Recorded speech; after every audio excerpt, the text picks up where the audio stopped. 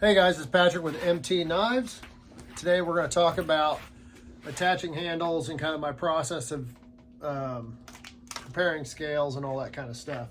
So when you put on handles, one thing you want to think about is when we bookmatching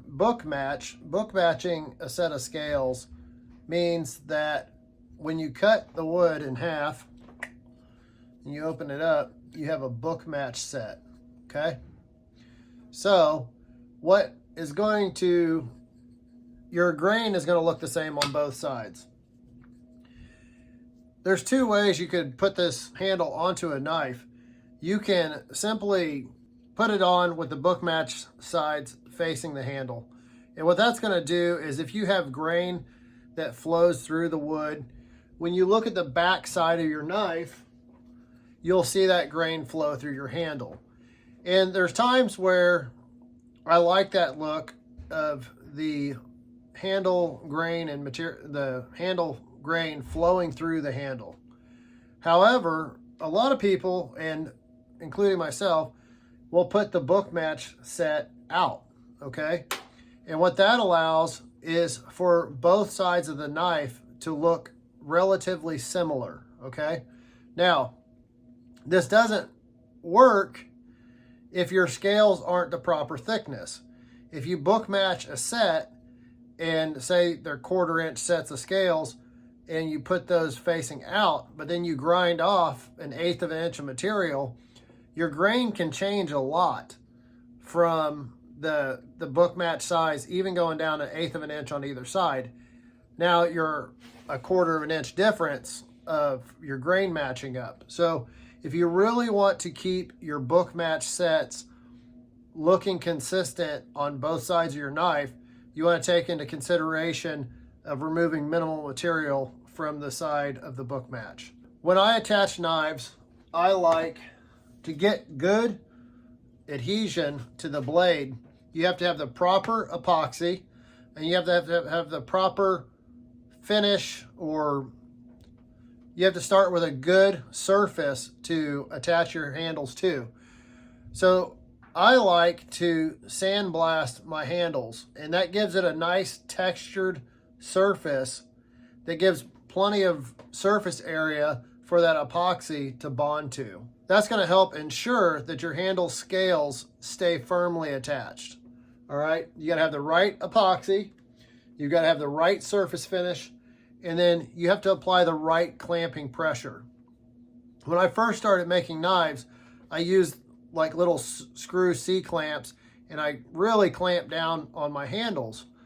And I was watching somebody talk about how you can over clamp your work and press out all the glue from between the joint. And I thought that was kind of ridiculous, because in my mind, I figured you'd want a minimal amount of glue in between. You know, you don't want gaps in your handle, in between your handle material, because they show up. So I was clamping them harder, trying to help make sure that I didn't have any gaps in the handle. And so where you can see that on the knife, it looks bad on the fit and finish.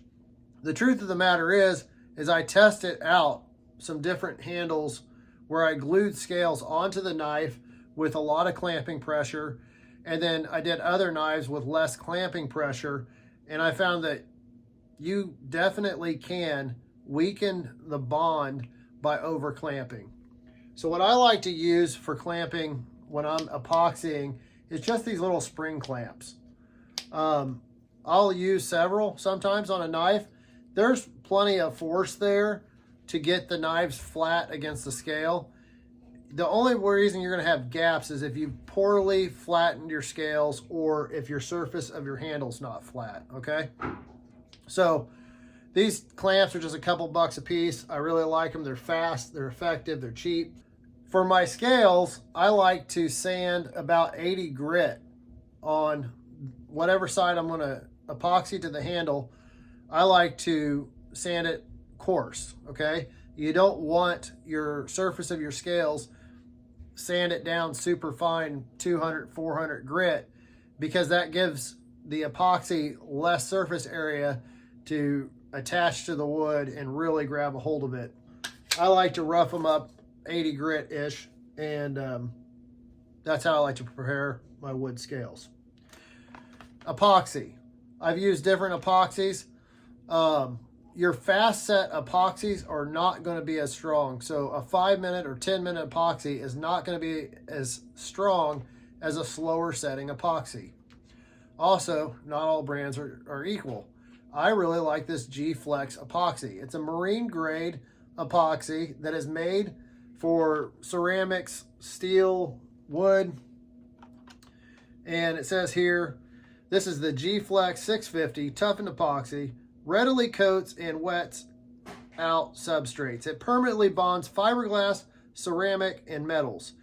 It adheres tenaciously to difficult to bond woods, including resinous woods.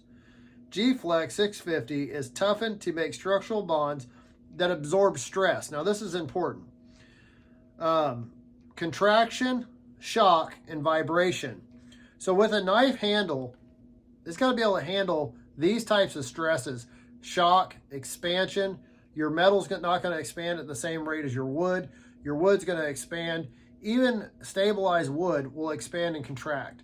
So you need an epoxy that's going to handle the stresses of that movement of your wood, movement of your handle material. Another way to have good adhesion between your wood and the metal is by adding some liner material.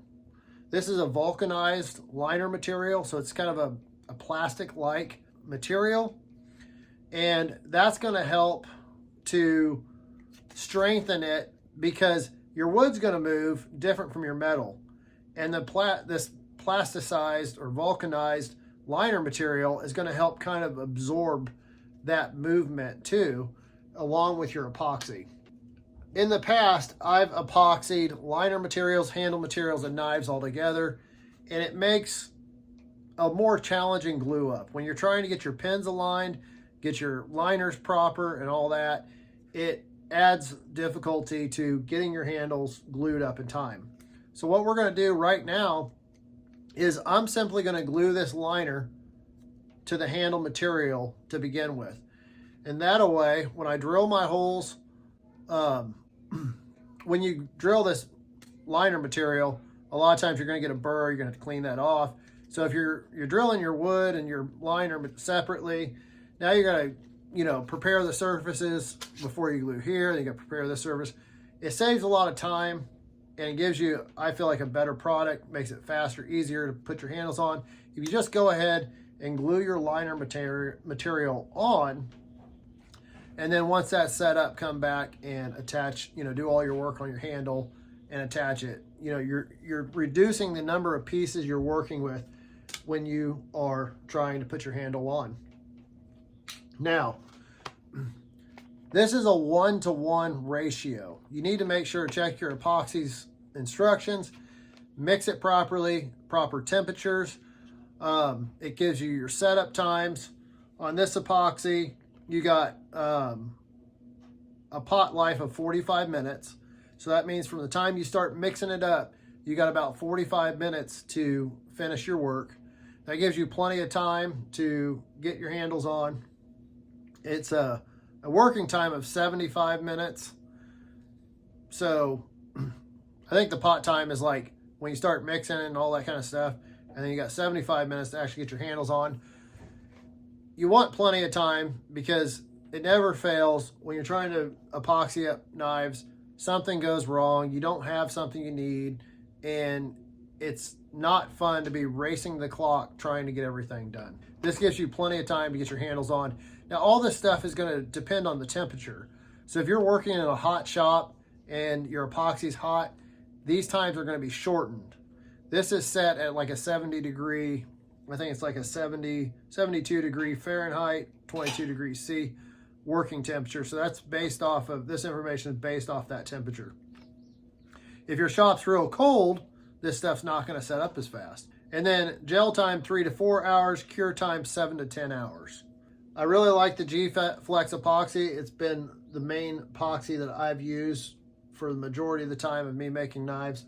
I've never had a problem with how it bonds the handles to the material. I have had problems with other epoxies I've used, and I've run tests on this. It's super strong, super good epoxy to use.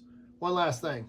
I like to make sure that I follow instructions to a T, that I want the best possible bond on my knives that we can have. So how can I help ensure that I have a 1-to-1 ratio? Now, something you need to think about is when you're mixing up smaller amounts of epoxy, it's easier to get that ratio off, okay? So if you're just mixing up 3 drops of epoxy, are all your drops the same size?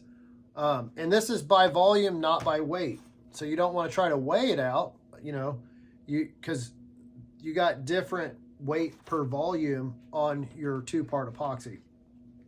So what I've really come to do and like is using syringes. I will cut the tip of this bottle. A lot of times I'll cut the tip of the bottle to where I can just slip the tip of the syringe in, and then I can, flip it upside down, draw out what I need, and go from there. But when you think about this, so this is a 3 milliliter, 3 cc syringe. Millimeters and cc's are the same. If I have these bigger syringes that I used at one time, but as you can see, the increments on here, so here is 1 millimeter or 1 cc versus this. And as you can see, if you're shooting for accurate volume, this smaller syringe is going to be more accurate as long as you're, drawing out the amount that will fit in the syringe. Versus using something like this, it'd be easier to get your volumes off, all right? So think about that when you're mixing up epoxy. It's been a while, I don't really remember. I'm probably gonna draw out about 2 and mix that up. And that, I forget how much that will do, but say it'll do 2 sets of scales. If I'm going to pull out some and I'm trying to figure out how much I can do in the amount of time that I have to work with it, and then go from there. If I can mix up the epoxy for 5 or 6 or a dozen knives, then I'm going to do that, because it's going to be easier to get the right ratio when it comes to, getting that perfect ratio mix with the epoxy mixture, all right? What other tools do I use? Sometimes I wear rubber gloves. I like to have some popsicle sticks. I like to have the syringe. And then I like to use an old Uline Catalog. What I do, you can see here, I've got some dried epoxy on this sheet. When I'm done, I just rip it off. I'll mix my epoxy up on here and dispense it, whatever, and then I can just rip off a new sheet. It's free. I used to buy little plastic 2-ounce cups to mix it in. They cost money, you throw them away. This is free. Also, sometimes when mixing on a flat surface like that, you can spread it out and scrape it back up, and then help incorporate that epoxy. Sometimes when you're mixing in a cup, you're not getting it evenly mixed without more effort. So anyways, these are some tips and tricks that I have found helpful over the years, and I'll show you how I do it. One more tip is it's easy when you're working with scales and you get them taken apart, it's easy to forget which way they went together. So it's good to mark them. So with this set of scales, thankfully, I've got epoxy on one end and a cut side on that end. And then you can look at the grain, but some woods are harder to tell than others which way they came apart. So this set of scales goes back together just like this. You can see the epoxy, and then when I open them up, you can see that they're book matched. So the book match sides, I'm going to put out on my knife.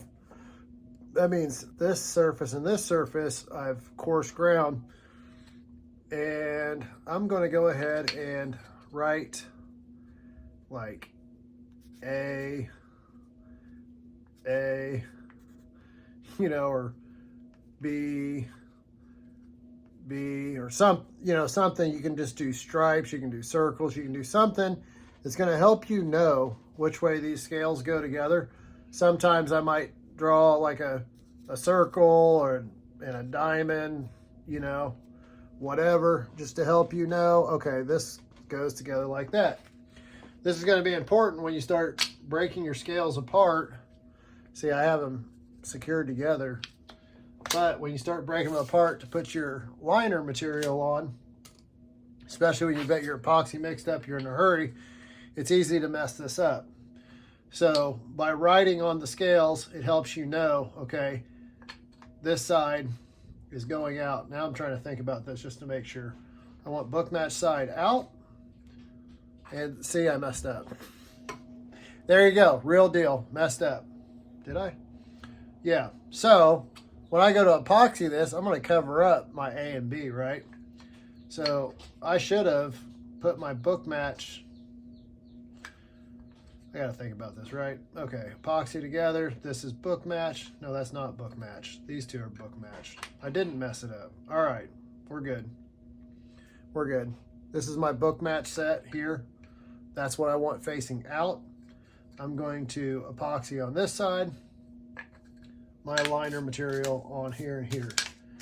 So that's going to help you when you don't want to be trying to figure this out when you've got your epoxy getting ready to set up. You're trying to get everything done and having some system in place. So I'm going to glue up. I've got 4 sets of scales here that I'm going to prep. So I'm going to get them laid out where they need to be so that when I mix my epoxy, this goes quick. I'll come back when I'm all set up. Okay, so we're set up, ready to go. Got my clamps ready. I've got my scales laid out. I've got my liner material ready. I went ahead and used Sharpie just to make it easier to see. And I put a letter in the top of each scale. I did not want to, I don't think that Sharpie will bleed into the wood, but it can. These are stabilized, so it shouldn't bleed in much. But I went ahead and put this in the top corner so that, I mean, more than likely, it's not going to get used on the knife. It'll be cut away. So you got to think about that before you go marking on your scales with something that might bleed into the grain of the wood and cause problems later. Got my epoxy warmed up a little bit. And go ahead and get these. I probably should wear gloves, but I'm not going to mess with it today. Go ahead and set that up there. You also don't want to buy more epoxy than what you're probably going to use, because it does kind of have a shelf life. And so I actually have some epoxy that has, I wouldn't say it's bad, but I don't want to use it on my knives because I don't want to take a chance. Okay, I'm just going to cut this just big enough for this syringe to start to go in. There we go. Nice tight. Almost cut myself there. You gotta be careful when you're cutting through plastic with a sharp knife. This knife is not sharp as I would like it to be. It's sharp enough to make you regret it, but it's not as sharp as I want it to be. I go ahead and save those in case, like if I'm gonna travel with these or something, I might go ahead and stick that back in. So I recently learned from a friend that a person that worked with epoxy all the time developed an allergy to it, had some severe reactions. It's not good because it involves with his work. So needless to say, epoxy is not the best stuff to work with. Irritant. Read cautions. You know, you want to be careful how much of these fumes you breathe in, get it in your eyes, get it on your skin. It can cause irritation. Some people are more sensitive to others, and I think it's something that can build up in your system over time. So even though it might not affect you now, it might affect you in a year from now, or 5 years from now, 10 years from now, 20 years from now. So take care of your health because it's important. All right, let's go. I've got 4 sets of scales we're epoxying up. I'm gonna, just for giggles, we're gonna pull 3 cc's. We'll mix it up. We'll see how far that gets us, and we'll go from there. Trying to avoid getting air bubbles in the syringe, which would ultimately affect your measurement. I'm going to pull past. I do have a small air bubble, not too big of a deal. So there we go. Got 3 cc. Set that down. And the blue lid. The viscosity of this darker epoxy is a lot thicker. It especially flows better if it's warmed up. I got it warm. It's probably maybe 70 degrees. Hey, I got a small air bubble in this one too, so maybe they'll equal out.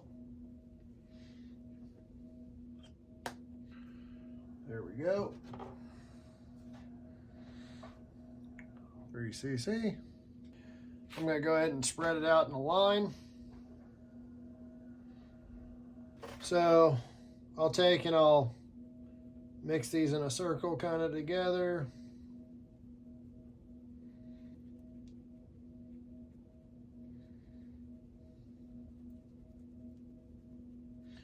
Then what I'll do is I'll scrape it up.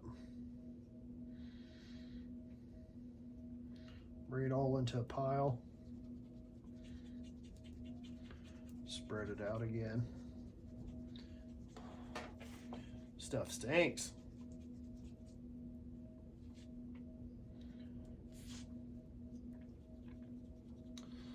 Probably should have a fan blowing across this just to keep the vapors. I like to, it'll almost get a whipped like texture to it.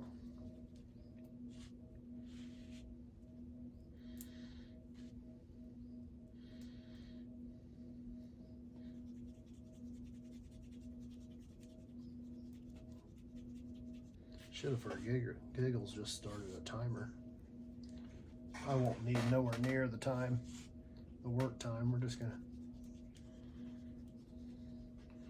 we'll see how much 6 milliliters, how far it'll go.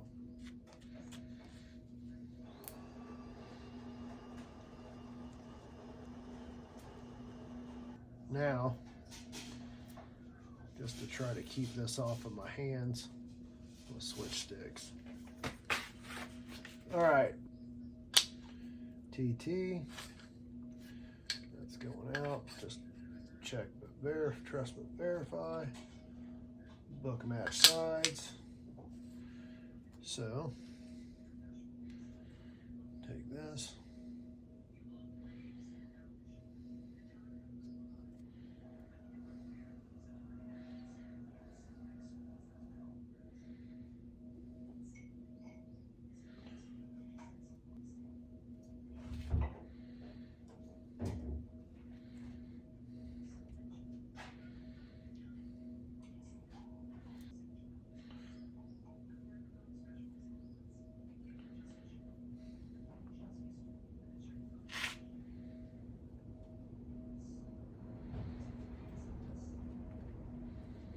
Look at that.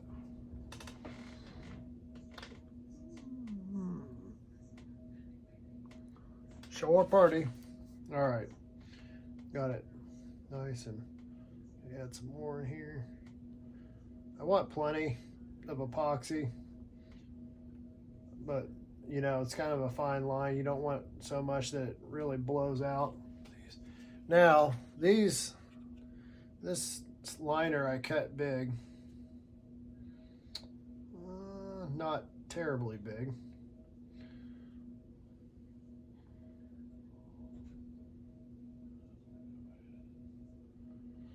Get that on.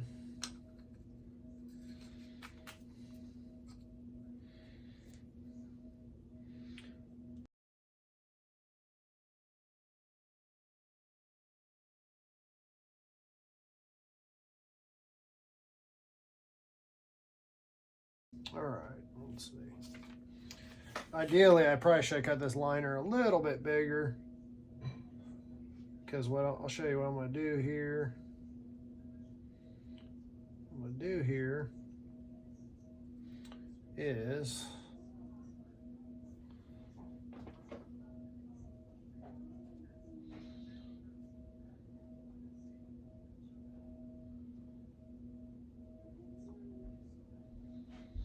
a lot of times when you're pressing these together, they want to slide around.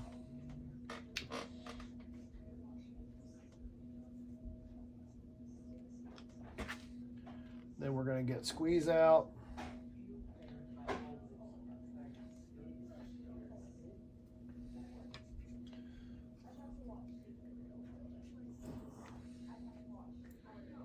Put one in the middle. Looking to make sure my liner's staying to the edge. Then we'll put one on this end.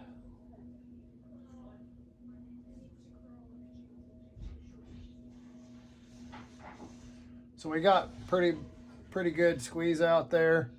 And what I'm trying, I've stood these on the end before, but what will happen sometimes is epoxy will seep in that edge and stick your two scales together. I've played around, I put freezer paper or stuff in between it.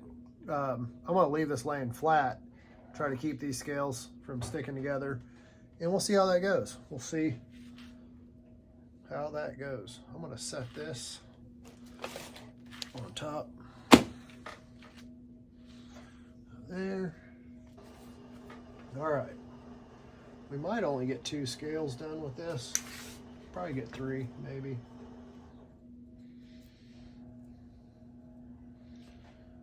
Oh, almost messed up. We want the epoxy not on the lettered side.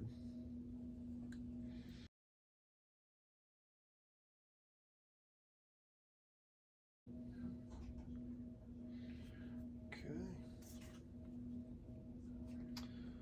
I really cut these liners thinner than I should have.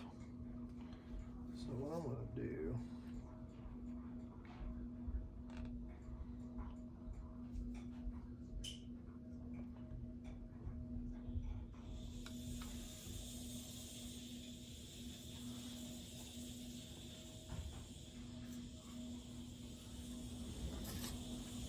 it's always good when you're working with knives to be generous with your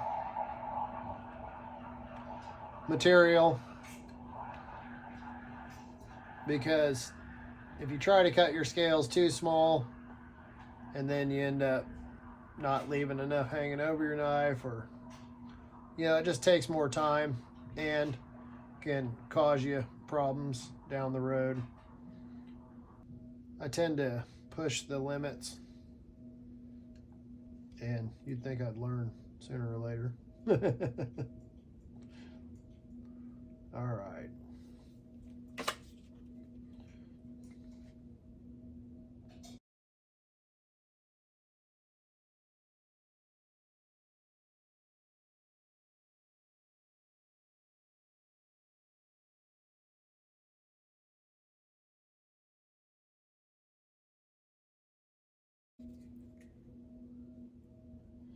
Might have fun separating these two.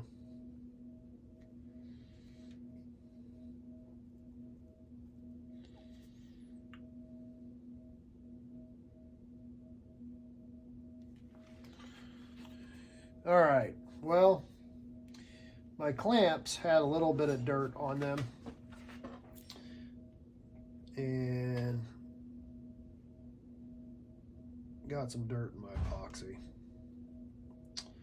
So even though I have enough epoxy here, to, even though I have enough epoxy maybe to do another knife, I'm going to set this epoxy aside. And this is something I do anytime I epoxy knives. I leave some. I like to leave it, let it cure, and then just test it just to see. I mean, it's fine, but who knows? Sometimes you might find out, you know, it's good to leave some epoxy, let it set up, make sure it cures properly, and that you don't have any problems. Because if I went ahead and tried to use this and then tried to mix up one for scale, like I said, you're gonna have more likely of a chance not to get that perfect mixture of epoxy, and you might end up with epoxy that doesn't fully cure or isn't the full strength of the epoxy. So I'm going to go ahead and tear this down and mix up another batch of epoxy, and we'll go from there. Thank you for watching. If you have any questions, feel free to shoot me an email, patrick@mtknives.net. Leave a comment down below. Hit the like if you like this video. Subscribe to the channel if you want to see more knife making content. Thank you. Have a great day.